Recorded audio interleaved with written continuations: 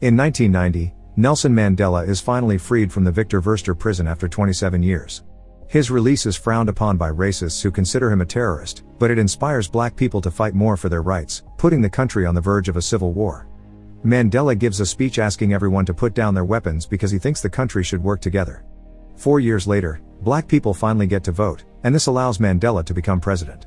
Being such an important figure, however, does not take his modesty away. He makes his own bed, learns the names of all his employees and their families, and still goes on his morning walk every day, although now 2 bodyguards come along.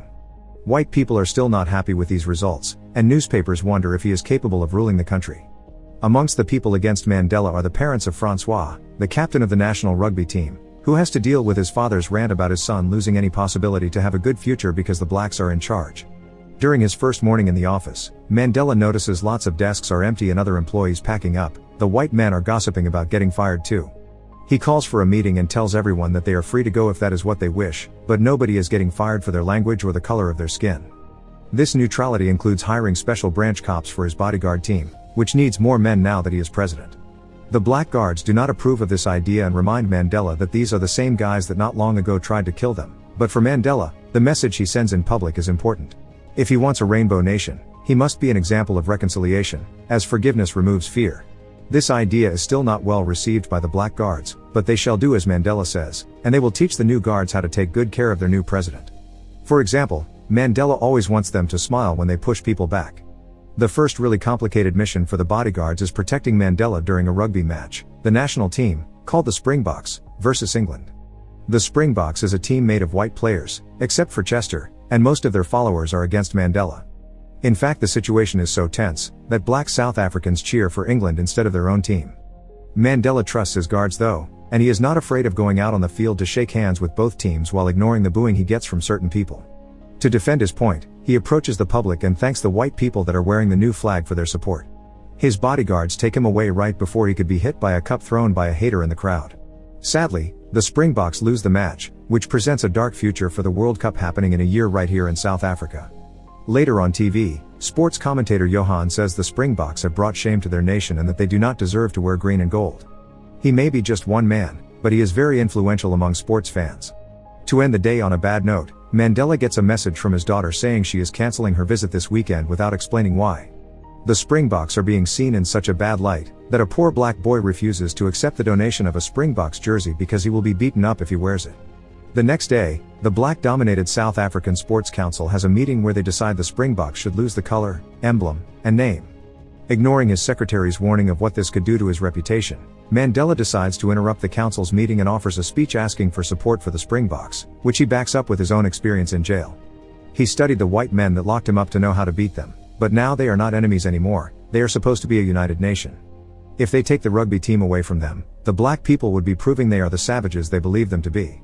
In the end, Mandela's proposition wins thanks to just one vote difference. Unfortunately, the Springboks lose their next match as well. Mandela begins traveling to other nations with his message, including the USA, Japan, and a speech for the UN. When he returns, so do his morning walks, but his mood sours a little when one of his new bodyguards asks him about his family. Upset, Mandela returns to the house, and the black bodyguard has to explain to the newbie that Mandela is separated from his wife and kids. Later over breakfast, Mandela finds some big news on the paper. The crime rate is rising in the country, and the coach and manager of the Springboks were axed. Francois is staying as a captain though, which pleases Mandela. A few hours later at the office, Mandela receives his first paycheck and is shocked to see how high it is, so he decides to donate a third of it to charity, hoping other politicians will do the same. He also invites Francois over for tea to discuss the future of the Springboks. Francois explains he leads by example, which Mandela agrees with, but he also points out the team needs some inspiration to perform at their best. When Francois leaves, he reaches the conclusion that Mandela is asking him to win the World Cup. Sometime later, Mandela gets to see his daughter again, but she is mad at him for hiring the cops that forced the family out of the house when Mandela was in jail and cuts the conversation short. Afterward, Mandela calls a sports expert to learn more about the Rugby World Cup and, hearing that the matches will be watched by billions, comes up with a plan to show the world the real South Africa. Meanwhile, the Springboks are training hard when the head of PR comes with a big announcement. The team will be conducting coaching clinics in townships all over the country. The players hate the idea, but they have to obey because the order comes from Mandela himself, and Francois, as the captain, supports the plan. The following day, the team is taken to one of the poorest towns in the area, receiving the dose of reality they needed. The kids they will be coaching today only recognize Chester and receive him with cheers, but as hours pass, both the children and the players have lots of fun together. At the end of the day, the team retires after leaving a sign with Mandela's slogan for this campaign: "One team, one country." This coaching session later appears on the news and Mandela shows it to his cabinet, explaining how it is worth 100 speeches. The Springboks begin flying on a plane with Chester's face on it, which is also part of the campaign. There already are more black supporters waiting for them at every airport, and Johan calls himself cautiously optimistic. Mandela begins memorizing every player's name to greet them correctly and appears in Johan's show to encourage the support of the national team. The Springboks do their morning run on the streets to be seen by everyone, and Francois tries to convince his team to learn to sing the national anthem properly since they usually just mouth the words. Unfortunately, the other players refuse. The day before the first World Cup match, Mandela visits the Springboks and wishes everyone good luck with a shake of hands and using the right names. Francois explains Chester is not there because he is injured, and Mandela gives him a piece of paper where he wrote down Invictus, a poem that kept him inspired in jail.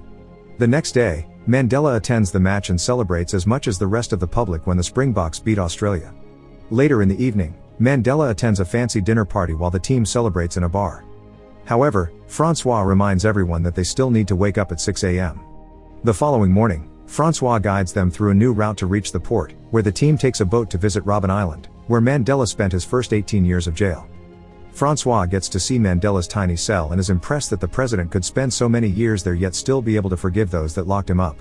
The next time the bodyguards go to pick up Mandela for his morning walk, they find him unconscious outside the house.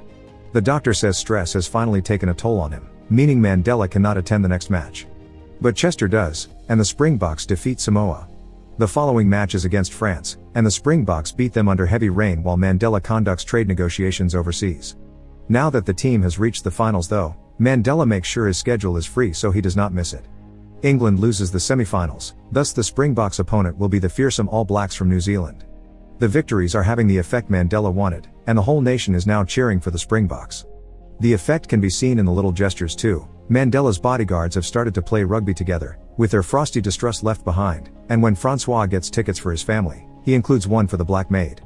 After requesting a report about the history of the All Blacks, Mandela understands why they are so fearsome, and begins thinking of ways to inspire the Springboks in a way as powerful as the All Blacks haka.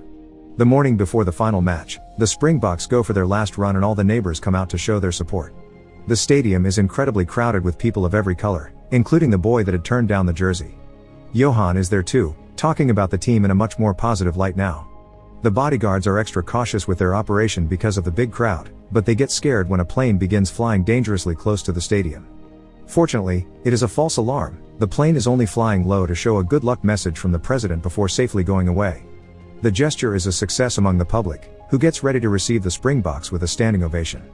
Once again, Mandela enters the field to shake hands with both teams, but this time he has left neutrality behind and is wearing a green jersey. The match begins after the national anthem, which the Springboks are finally able to sing correctly. The All Blacks are incredibly tough opponents and easily get an advantage in points, but Francois adjusts the team's strategy accordingly and soon the Springboks manage to reach a tie. The main match time runs out while the score is still 9-9, so 20 minutes of extra time are added. Everyone is tired, but they still try their best, and 5 minutes before the end, the Springboks manage to turn the score in their favor. Then they spend the remaining time defending their side, which proves to be the right strategy. The referee finishes the match and declares the Springboks the new world champions. The entire nation celebrates this victory, and lots of people hug whoever is standing next to them regardless of skin color. It is Mandela himself who gives Fancroas the enormous trophy, and they shake hands as they thank each other for what they have done for their country. Afterward, Mandela's car is stuck in traffic because everyone is out in the streets celebrating. However, Mandela tells his driver not to find a different route because he wants to be part of such unity. Make sure to subscribe and turn on notifications so you can watch more videos like this. Thanks for watching.